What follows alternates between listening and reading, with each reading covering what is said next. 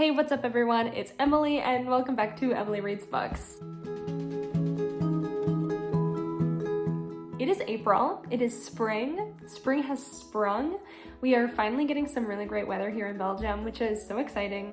Taurus season is just around the corner and my birthday is actually on like the first day of Taurus season. So I thought it would be really fun to do some book recommendations based on the Taurus zodiac.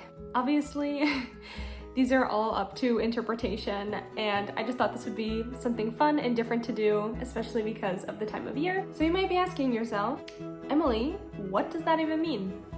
And that's okay. I'm here for you. Most people know their sun sign, so Taurus is my sun sign. I was born on April 21st, and Taurus is an earth element, and they are known with being intelligent but stubborn, very materialistic because they are an earth sign, so a lot of like earthly things. So like you can think like material goods, money, stuff like that. They are also ruled by the planet Venus, which is the goddess of love. So they're normally seen as very like beautiful or sensual people. And also like down to earth. Their symbol is the bull, so you know, think like stubborn behavior, stubborn like an ox, those kinds of things. All of that aside, I will be using those kinds of things to give you guys recommendations on books for Taurus season. I have to start this by recommending my Taurus queen, Katniss Everdeen from The Hunger Games. If you haven't read this series already, I just want to know where you were for the whole like 2010s.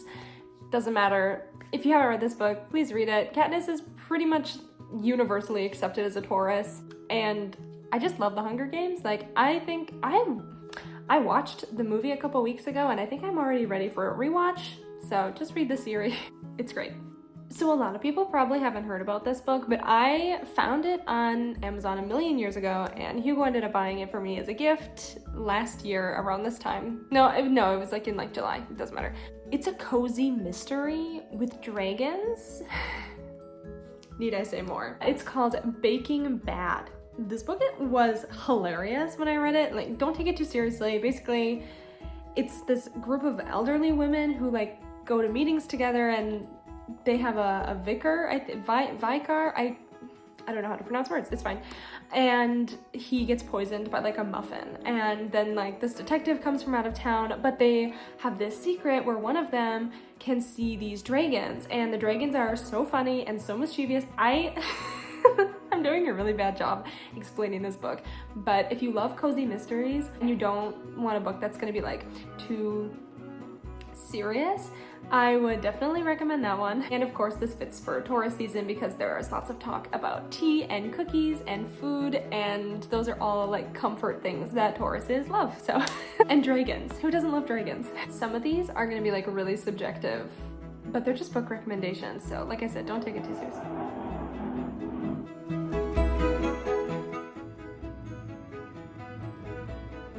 I hope everything's okay. So like I said, a lot of these are gonna be pretty subjective, and if you disagree with me about like who's what sign or whatever, like that's okay. You can think what you want. This is just for fun. The next I want to talk about is Legendborn, which I just finished the other day, and I loved this book. I gave it 5 stars. Brie, to me, has the stubbornness of a bull. Like, once she is fixated on something, nothing will stop her to get what she wants. So I 100% recommend this if you are also a stubborn Taurus who will stop at nothing when you believe that you are doing something that you believe is good, even if that means making mistakes. So definitely check out that book. I loved it. I loved Legendborn. Okay, this next one. Everyone already knows I love this book. All these books, not all of them, but like these books I'm recommending because I thought they were pretty good, right? So this next one is Perfect on Paper by Sophie Gonzales. I love this book. We read it for the Buy Book Club a couple months ago, and I say a couple months ago, it was like last year, oh my gosh. This book was so cute, and I definitely think, oh my god, what is the guy's name? It doesn't matter. First of all, I think this book is just really fun, and the cover is so beautiful, and I love it. But I love that this book centers around love. Venus is the goddess of love, that sort of thing. But then also, I think that the main guy, it starts with a B, I literally can't remember his name. I think he is a very Taurus person as well. He's like kind of serious, but he's like, I don't know, there's something about him. He gives me Taurus energy. I'm recommending Perfect Top Paper. Next is Pride and Prejudice, and people will fight me on this, but I'm really sorry. Lizzie Bennett is a Taurus queen. Need I say more? When I think of Pride and Prejudice, I think of that one scene in the 2005 movie, which I have not seen, by the way, so whatever, call me a fake fan. I think about that scene where she's like in the grass field, and grass, green, earth, Taurus, all that stuff. Plus, I wholeheartedly think that Lizzie is a Taurus herself. So that's my recommendation. Also, Pride and Prejudice is a great spring book as well, I think. It gives me like flowery vibes and stuff like that. Maybe because it's like romantic in its own way, but it's also really funny. Yeah, it's a great book. Next, for more obvious reasons, would be The Hobbit. You're gonna tell me Bilbo Baggins, my cottagecore king, is not a Taurus. I love the Hobbit culture, and I love the like comfort foods and staying home and all those things that Tauruses love. While The Hobbit is based a lot around the adventure that Bilbo goes on with Gandalf and our many dwarf friends, it's just still a great book, and definitely get some of those vibes in with the adventure of everything, and like Bilbo complaining the whole time that he just wants to go home. Next one I want to recommend is The Secret Garden. Once again, going with the whole earth theme here. It's another classic book with very comforting spring vibes, and with Taurus season comes more spring and more flowers and the warmth and everything and rebirth, and that is a big theme within that story. So I think that one's a great read for this time of year as well. And lastly, I'm going to recommend the book Opposite of Always by Justin A. Reynolds. I read this book back in 2020. It was recommended to me by a friend. I was a little skeptical about it at first because I wasn't really sure what I was getting into, but I loved it. There are some mixed reviews on it because I do kind of agree where the women in the story don't really have a lot of agency, but I also can understand that that's not necessarily the story that they're telling at this time.